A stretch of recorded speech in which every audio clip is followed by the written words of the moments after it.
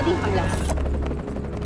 2 मई 2011 ये वो दिन था जब यूएस नेवी सील्स ने ओसामा बिन लादेन को मार दिया था और अरेबियन सी में इसको फेंक दिया था। और वो इसीलिए क्योंकि इसी की अपनी ही कंट्री ने इसको बैन कर दिया था और बॉडी दफनाने की जगह तक नहीं दी थी। ओसामा बिन लादेन एक ऐसा शख्स जो कि ऐसी फैमिली से बिलोंग करता था जहाँ धर्म गुरुओं की कमी नहीं थी। खुद के पिता ही एक धर्म गुरु थे और इतनी अमीर फैमिली थी कि गवर्नमेंट ट्रेजरी खत्म होने के बावजूद इनकी फैमिली ने गवर्नमेंट ऑफिशियल्स की सैलरी पे करी थी अगले 6 महीनों तक। बिन लादेन के पिताजी जो कि 54 बच्चों के पिता थे, वो पेशे से एक इस्लामिक गुरु थे और एक बिजनेस टाइकून भी थे। इतने ज्यादा रिलीजियस होने के बावजूद भी ओसामा के पिताजी को कहाँ पता था कि उनका ही एक बेटा आगे जाके 9/11 जैसे बड़े बड़े हमले करवा सकता है। ओसामा बिन लादेन के पिताजी इतने बड़े धर्म गुरु थे कि हर साल जितने भी मुस्लिम्स हज करने के लिए आते थे वो उनसे पर्सनली मीट करते थे और होस्ट किया करते थे। और इन्हीं होस्ट के बीच में ओसामा बिन लादेन भी इन सारे स्कॉलर्स से मिलता था और उनके साथ वो एक रिलेशन भी बिल्डअप करता था। बट सऊदी अरेबिया जो कि इस्लाम की ओरिजिन कंट्री थी, उसने इतने रिलीजियस बंदे को बैन क्यों किया था?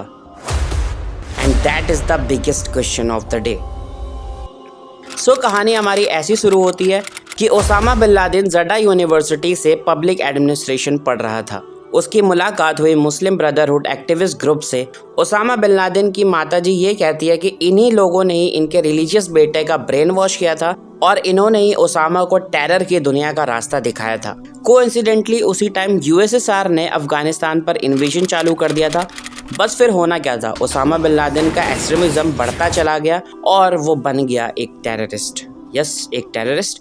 ओसामा ने काफ़ी बार अफगानिस्तान की ट्रिप इस कदर मारी कि मानो वो गोवा का ट्रिप मार रहा हो। ओसामा ने सऊदी अरब से काफ़ी लोगों को रिक्रूट किया था और किसी दूसरी ऑर्गेनाइजेशन से उनको ट्रेनिंग दिलवाता था। ओसामा ने फंडिंग भी रेज करी थी शार्क टैंक इंडिया से। देखते देखते पेशावर पाकिस्तान में इसने अपना यूनिकॉर्न टेररिस्ट ग्रुप खड़ा कर दिया 1984 में, जहां अब ओसामा बिन लादेन डायरेक्ट अपने एम्प्लॉयज को ट्रेनिंग दे सकता था। सारे के सारे टेररिस्ट का यहाँ पे प्रॉपर डेटाबेस बनाया गया और धीरे धीरे इसने शुरुआत कर दी अपने यूनिकॉर्न स्टार्टअप अलकायदा की। Yes, Osama bin Laden Al Qaeda जैसे बड़े टेररिस्ट ग्रुप का सरगना भी था। एंड इसी टाइम फ्रेम के बीच सद्दाम हुसैन जो कि इराक का नया लीडर बन चुका था, उसने गल्फ में मौजूद कुछ ऑयल रिच कंट्रीज पर एक्सपेंशन करने का फैसला सुनाया और इसमें कुवैत और सऊदी का नंबर भी था। अपनी कंट्री को बचाने के लिए ओसामा बिन लादेन ने सऊदी किंग को लेटर भी लिखा था और इराक पर हमला करवाने के लिए अपने एम्प्लॉयज को भेजने के लिए उसने परमिशन भी मांगी थी। बट सऊदी किंग ने उसके लेटर को रिफ्यूज करते हुए अमेरिकी वासियों को मदद के लिए बुलाया। हाँ, नॉट अगेन अमेरिकियों। ओसामा को ये अपनी बेइज्जती लगी थी और यहीं से शुरुआत हुई America versus Osama bin Laden की। अरे अरे अरे, मैं तुम्हें एक चीज तो बताना ही भूल गया कि ओसामा बिन लादेन पेशे से एक इंजीनियर भी था। अब यहाँ पे एक बात तो तय हुई कि इंजीनियर इंजीनियरिंग के सिवा सब चीज कर लेते हैं, चाहे वो टेररिज्म हो चाहे कॉमेडियन। जब ओसामा बिन लादेन को लगा कि उसके देश में अब वेस्टर्न इन्फ्लुएंस बढ़ता जा रहा है, तब उसने एक फतवा जारी कर दिया था। बिकॉज यू नो कि उस समय वो काफी बड़ी शख्सियत बन चुका था सारे मुसलमानों के बीच में, और उसने कहा कि हम सभी मुस्लिमों को अपने दुश्मनों से लड़ना चाहिए और ये एक रिलीजियस ड्यूटी भी है। उसने अपने फतवे में लिखा कि आप सबके सब अफगानिस्तान आ जाइए ट्रेनिंग के लिए। बट ड्यूड, मुझे सबसे पहले तुम ये बताओ कि ये साला फतवा होता क्या है, मुझे आज तक नहीं समझ आया। एंड इफ यू नो कि व्हाट इज फतवा तो कमेंट सेक्शन में जरूर बताना। आगे क्या हुआ था? ये कार्ड इतना ज्यादा इन्फ्लुएंशियल रहा पूरी सऊदी में कि 4000 से ज्यादा लोगों ने सऊदी अरब को छोड़ दिया था और पहुंच गए थे वो अफगानिस्तान। लेकिन अब सऊदी किंग को ये बात बिल्कुल भी पसंद नहीं आई थी और उन्होंने ओसामा पर ट्रैवल बैन लगा दिया था। Yes, travel ban. अब ओसामा बिन लादेन कहीं आ जा नहीं सकता था। बट भाई साहब, ये तो इंजीनियर थे, तो इन्होंने एक रास्ता निकाला। बिजनेस मीटिंग के तहत ये वहां से पाकिस्तान गए और पाकिस्तान से गए अफगानिस्तान। अफगानिस्तान जाने के बाद ओसामा बिन लादेन ने कभी भी सऊदी की तरफ मुड़कर भी नहीं देखा था। लेकिन सऊदी भी कैसे चुपचाप रहने वाला था। सऊदी ने बहुत सारे अटेम्प्ट किया था ओसामा तक पहुंचने के लिए और मारने की भी काफी ज्यादा कोशिश करी थी, बट इनसे तो ये हो ही नहीं पाया था।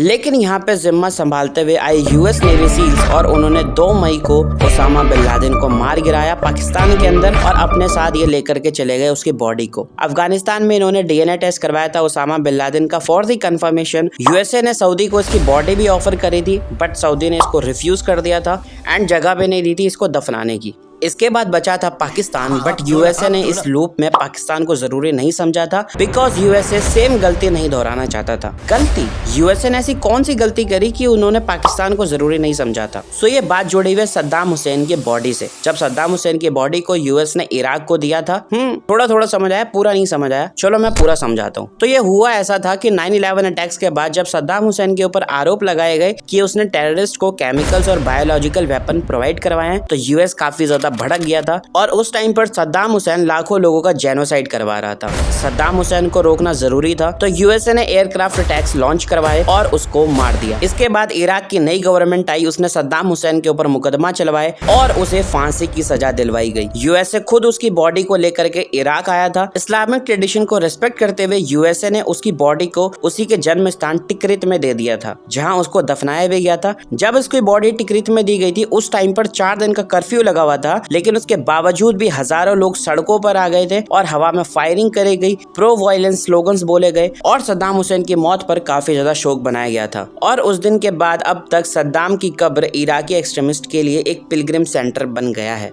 जहां आज भी उसकी लाइफ को सेलिब्रेट किया जाता है। तो शायद अब तुम समझ गए होगे कि यूएसए उसामा की बॉडी को पाकिस्तान को क्यों नहीं देना चाहता था और सेम गलती को क्यों नहीं दोहराना चाहता था। शायद तो तुम ये इंटरव्यू दे सकते हो। हमने तालिबान को ट्रेन किया, उन्हें वेपन्स दिए, उनको अंदर भेजा, वो हमारे हीरो थे। ठीक है, ये जो हक्कानी है, हीरो है हमारा जी, ठीक है, टीज का हीरो है, बिल्कुल है। ओसामा बिन लादेन हमारा हीरो था। मरने के बाद शायद अगर यूएसए ओसामा बिन लादेन की बॉडी को पाकिस्तान में दे देता, तो शायद ओसामा बिन लादेन सारे टेररिस्ट का हीरो बन जाता और एक्सट्रीमिज्म और टेररिज्म इतना ज्यादा बढ़ जाता पूरी दुनिया में कि उसको रोकना भी मुश्किल हो जाता। मेरे ख्याल से सद्दाम हुसैन की लाइफ भी एक ग्रेट कैरेक्टर बन सकती है। अगर तुम्हें सद्दाम हुसैन की भी स्टोरी सुननी है तो कॉमेंट सेक्शन में जरूर बताना, एंड प्लीज डू सब्सक्राइब। बहुत मेहनत कर रहा हूँ लेकिन सब्सक्राइबर बढ़ नहीं रहा है, भैंचोद दिमाग खराब हो गया है।